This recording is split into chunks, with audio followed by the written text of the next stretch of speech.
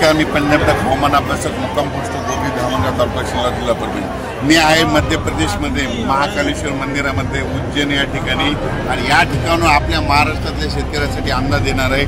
सर्व शेतकऱ्यांना सांगू इच्छितो की महाराष्ट्रातल्या आता यामध्ये 4-5 दिवसामध्ये ज्यांचं सोयाबीन काढणीस आलेलं आहे त्यांनी तुम्ही काय करा, सोयाबीन काढून घ्या, कारण की राज्यामध्ये 6, 7 आणि 8 तारखेला आपल्या महाराष्ट्रामध्ये पाऊस येणार आहे, म्हणून हा अंदाज लक्षात घ्या।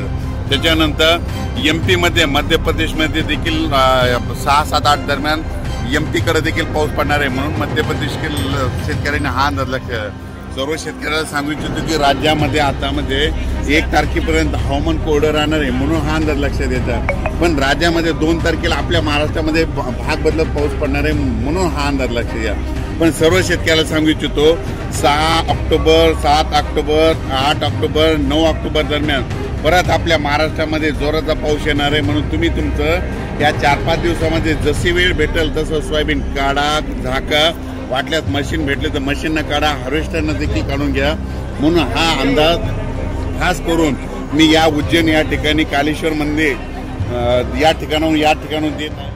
तर मंडळी, हे होते हवामान अभ्यासक श्री पंजाबराव डक यांनी आताच एक नवीन हवामान अंदाजाचा एक नवीन अपडेट दिलाय। ते म्हणजे राज्यात 6, 7, 8, 9 या 3 ते 4 दिवसामध्ये राज्यात भाग बदलत पाऊस पडणार आहे। तर मंडळी, सोयाबीन उत्पादक शेतकऱ्यांसाठी एक खास त्यांनी अपडेट दिलेला आहे की बाबा ह्या दरम्यान आता थोडं पावसात कमी आहे, तोपर्यंत तुम्ही सोयाबीन असेल तर काढून घ्या, मळणी यंत्राने काढा किंवा कशी काढा त्या पद्धतीने काढून 6, 7, 8, 9 पर्यंत तुमची सोयाबीन काढून झाली पाहिजे, असं त्यांनी या माध्यमातून आपल्या सोशल मीडियाच्या माध्यमातून प्रसारित केलेलं आहे। तर जे सोयाबीन उत्पादक शेतकरी त्यांना तातडीचा संदेश आहे की तुमची सोयाबीन अजून जर काढली नसेल तर काढून घ्या। 6, 7, 8, 9 या 4 दिवसात परत महाराष्ट्रात चांगला पाऊस पडणार आहे, असं त्यांनी या माध्यमातून सांगितलेलं आहे। तर मंडळी, शेतकऱ्यांनी जी सोयाबीन अजून काढायची बाकी असेल लवकरात लवकर काढून घ्या, असं आश्वासन त्यांनी या व्हिडिओमधून दिलेलं आहे। धन्यवाद।